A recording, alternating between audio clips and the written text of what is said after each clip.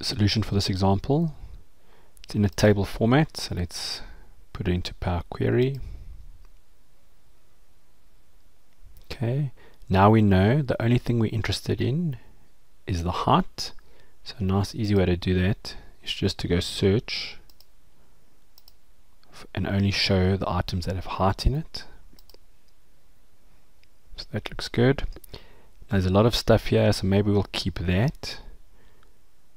But these items here, I'm going to say all these columns can be deleted.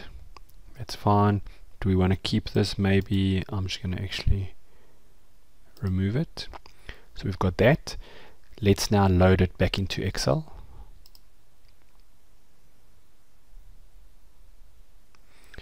So now we've got that, and now we ask just to graph it.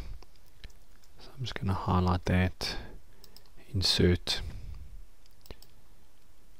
Let's put a line chart in.